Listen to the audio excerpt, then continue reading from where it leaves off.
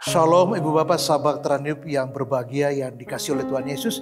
Kita bersyukur karena kita sudah percaya Yesus dan itu kehormatan buat kita. Karena anugerah Tuhan, Dia membawa kita untuk percaya dan mengimani Dia.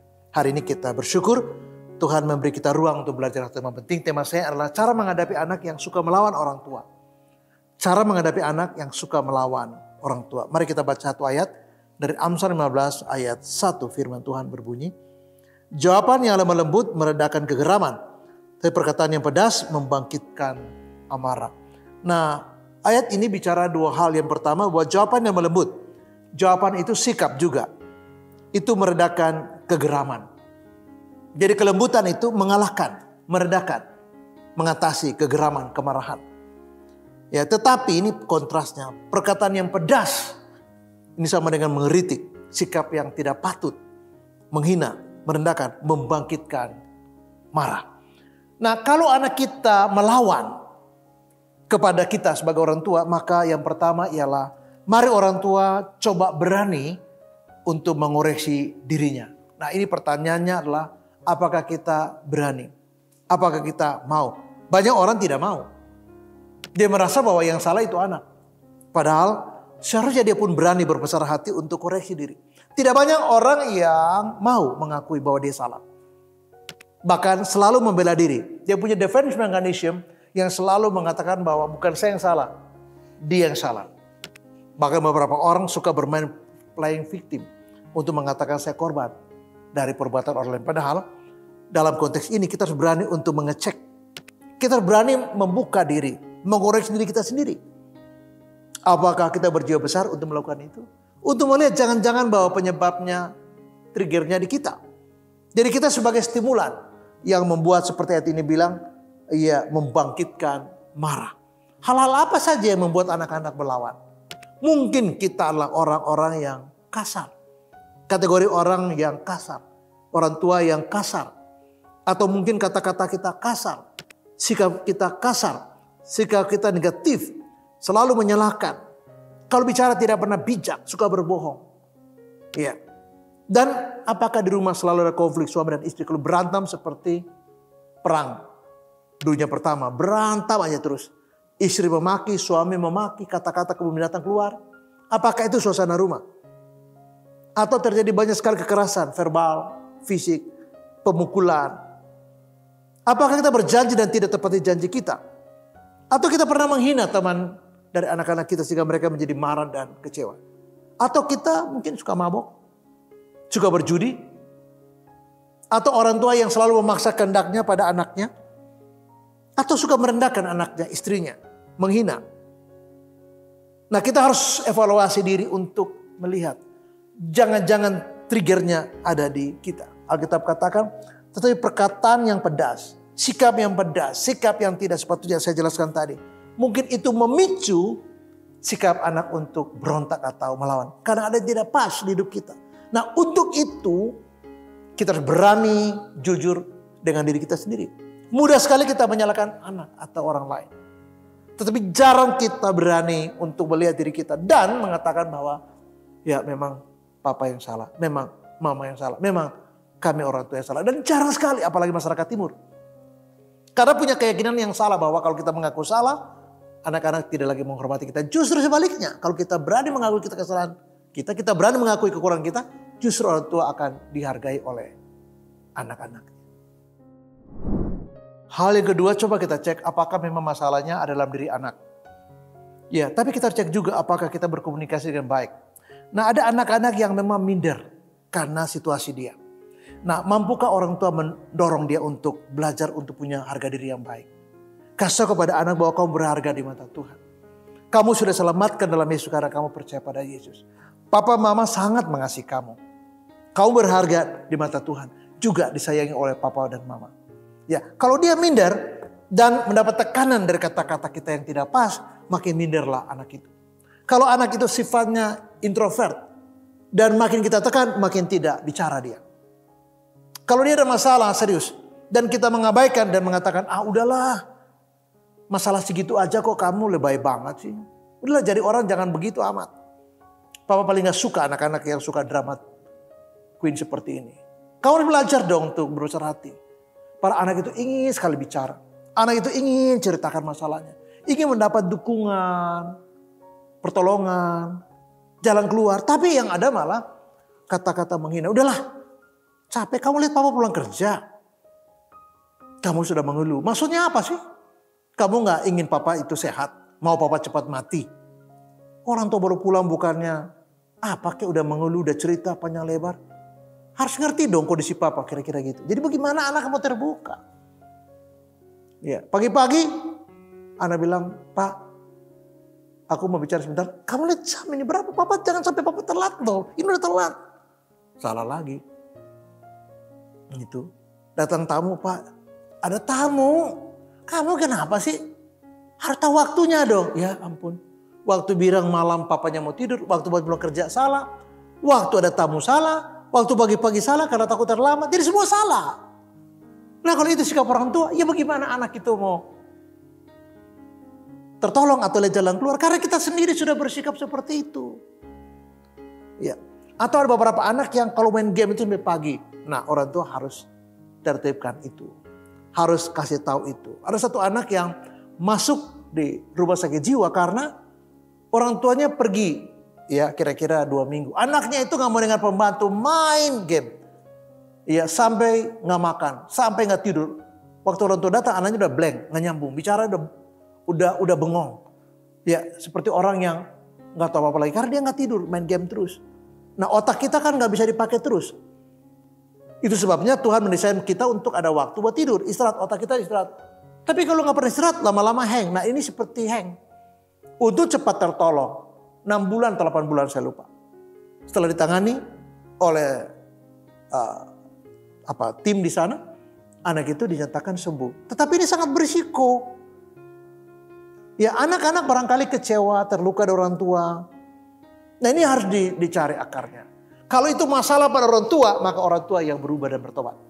Kalau itu masalah pada anak, kita lihat. Kalau itu gara-gara kita dia begitu, nah kita juga harus bimbing dia dan minta maaf. Tapi kalau memang itu bawaan dia dan mungkin semakin bertambah-tambah frekuensinya. Misalnya minder tadi. Dia punya perasaan inferiority kompleks yang tinggi. Dia tidak berani bergaul. Lalu kemudian kita tekan dengan cara-cara yang saya bilang tadi. Tidak baik. Makin bertambah derajatnya sehingga makin jauh dia dari yang seharusnya. Nah kalau itu benar kita butuh kearifan. Kita harus bersikap positif. Tahu apa masalahnya. Tahu bagaimana menolong dia. Dan tahu bagaimana mengguidance dia. Walaupun saya harus mengatakan ini tidak mudah. Komunikasi kita harus kita perbaiki. Seperti apa supaya kondusif. Harus persuasif supaya anak itu mau terbuka. Dan dia merasa aman nyaman ketika dia bicara dengan kita orang tuanya. Hal yang ketiga coba cek apakah pengaruh itu dari luar diri anak kita. Katakanlah teman pergaulan. Dengan siapa dia bergaul kita harus tahu. Nah orang tua yang baik harus tahu siapa teman-teman dari anak-anaknya. Saya punya 4 orang anak. Nah saya harus tahu dengan teman dari anak-anak saya. Saya kenal namanya, saya ngobrol dengan mereka. Malah saya seringkali ajak mereka ke rumah. Supaya saya bisa kasih masukan yang baik kalau itu memang diperlukan. Misalnya, ya kalian berteman yang baik ya. Jauhi narkoba ya. Jangan tawuran ya. Ya, jangan suka ngebut-ngebut dan sebagainya dan sebagainya. Nah ada satu anak yang di konseling itu terlibat dengan pornografi akut sekali. Kenapa? Rupanya teman-temannya itu suka melakukan hal yang sama. Jadi dia mengalami apa yang namanya keterpengaruhan dia oleh pergaulan. Jadi Alkitab katakan pergaulan yang buruk merusak kebiasaan yang baik. Jadi kalau anak-anak kita tidak baik tapi dia salah bergaul bisa rusak. Nah kasus yang saya katakan tadi dia begitu edik dengan pornografi karena teman-temannya melakukan hal yang sama. Dan ini yang kemudian kita harus tahu dengan siapa anak-anak kita bergaul. Karena pengaruh pergaulan itu besar pada anak-anak kita. Ajar anak-anak itu bagaimana mereka memilih teman yang baik. Seperti apa teman yang baik itu. Nah di gereja itu ada kumpulan kaum muda. Ada persekutuan remaja. Nah ada anak sekolah minggu yang lebih kecil lagi. Nah arahkan anak kita sejak sekolah minggu. Remaja pemuda di lingkungan gereja. Di lingkungan di mana ada teman-teman seiman yang juga bertumbuh dalam Tuhan. Nah sehingga mereka tidak terlibat pada misalnya tawuran, geng motor, suka palakin orang di jalan, bergaul dengan anak-anak nakal, anak-anak funky yang rambutnya kayak burung merak begitu ya. pakai baju yang bolong-bolong gitu, banyak kenop-kenop, pakai baju yang sempit-sempit, sepatu bot yang sampai di setengah kaki. Terus anak-anak yang mungkin menggunakan narkoba, biasa ngerokok seperti kapal api. Juga anak-anak yang suka alkoholisme atau ke night club, ke pub, pergaulan bebas. Nah, kita harus tahu dengan siapa anak-anak kita bergaul. Kita harus tahu di mana mereka.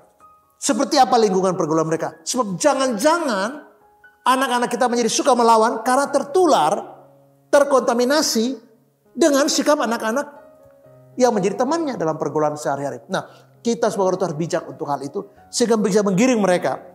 Membawa mereka di gereja untuk punya lingkungan pergaulan yang sehat, yang baik, yang positif. Yang mendorong mereka menjadi anak-anak yang soleh. Anak-anak yang baik. Anak yang berkarakter Kristus. Dan menghormati orang tuanya. Saya meneliti cukup banyak anak-anak yang melawan orang tua. Itu rata-rata mereka berasal dari 3 indikator. 1, hubungan dalam keluarga yang broken home. Anak-anak broken home.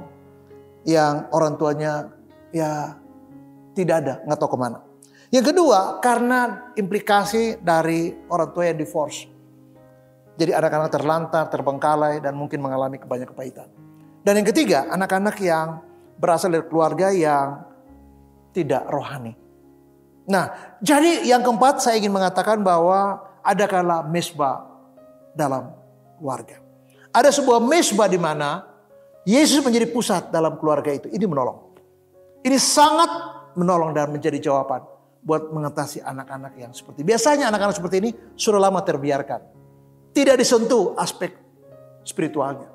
Mungkin yang lain dipenuhi, tapi aspek ini kosong sehingga jiwanya labil, rapuh, dan mencari-cari tentang makna hidupnya. Dan kebetulan dia salah jalan. Kebetulan dia salah arah dan makin rusaklah hidup dia. Jadi bikin mesbah di rumah, baca Alkitab secara teratur. Orang tua dan anak, di mana ayah menjadi imam di sana, guru dan leader. Berdoa, biasakan di rumah baca Alkitab, Bible reading dan berdoa. Bertumbuh dalam Kristus, baik ayah terutama. Karena ayah itu figur utama di keluarga, bukan ibu. Sebab kalau ayah baik, ayah itu rohani, ayah mencintai Yesus, ayah itu takut akan Tuhan, ayah itu sungguh-sungguh bertobat, dampaknya besar buat istrinya. Dampaknya besar buat ibu kita. Dan juga buat anak-anak. Nah, keluarga yang mengandalkan Yesus dalam hidup mereka. Mereka bergantung, bersandar pada Tuhan. Ada masalah? Ya. Nggak harus kehidupan yang bebas dari masalah. Termasuk orang melekat dengan Tuhan. Tetapi mereka bergantung, bersandar pada Tuhan. Karena mereka tahu bahwa mereka tidak sendiri. Ada Yesus yang menyertai mereka. Orang-orang yang mengutamakan Allah dalam hidup mereka. Mereka belajar untuk memiliki kasih. Dan Alkitab katakan, Paulus bersurat ke jemaat Tuhan di Kolose, bahwa kasih Kristus itu menjadi pengikat bagi hubungan mereka satu dengan lain. Dan ketika Allah menjadi utama dan ayah itu menjadi kepala keluarga yang baik, maka figur ayah menjadi modeling dan teladan bagi seluruh keluarga. Dia menjadi apa ya? Menjadi sumber di mana anak-anak bisa copy paste hidupnya. Dan suasana rumah menjadi lebih baik. Suasana rumah menjadi lebih harmonis. Dan ketika anak-anak hadir di keluarga yang ada mesbah keluarga seperti yang saya sebutkan tadi, anak-anak itu akan tertolong. Nah, mungkin ini selama ini tidak pernah ada. Nah, sekarang dihadirkan. Walaupun tidak mudah, tapi ini jalan satu-satunya untuk buat anak itu pulih dalam hidupnya. Menutup renungan saya mengatakan begini, belum tentu anak itu yang salah. Kalau dia melawan, belum tentu dia yang salah. Mungkin ada beberapa anak yang salah. Tapi kita lihat kenapa dia seperti itu. Mungkin karena dia kecewa dengan orang tuanya. Ya. Tetapi kebanyakan saya melihat bahwa anak itu hanya memberi respon pada stimulasi atau trigger yang dihadirkan oleh orang tua, yaitu sikap orang tua, komunikasi orang tua, bagaimana pola asuh orang tua kepada anak-anak, bagaimana hubungan dia dengan anak-anak. Jadi kalau begitu maka belum tentu anak itu yang salah, belum tentu. Mungkin kesalahan anak itu 15%, tapi bisa jadi 85% kesalahan itu ada pada kita orang tua. Dan untuk itu, kalau ada anak-anak yang sampai berontak dan melawan orang tua, bisa jadi kesalahan itu ada di pihak kita orang tua. Dan untuk itu kita harus jujur untuk evaluasi diri, tapi jujur untuk ambil komitmen untuk bertobat. Sebab hanya Yesus yang bisa memulihkan kita dan anak-anak kita. Hadirkan mesbah keluarga di mana Yesus menjadi pusat hidup, dan di rumah itu ada pemulihan yang sempurna. Mengapa? Karena ketika Yesus menjadi pusat dalam keluarga itu, Tuhan Yesus bisa pulihkan siapapun di sini, termasuk anak-anak yang suka melawan. Terus memberkati dan shalom. Amin.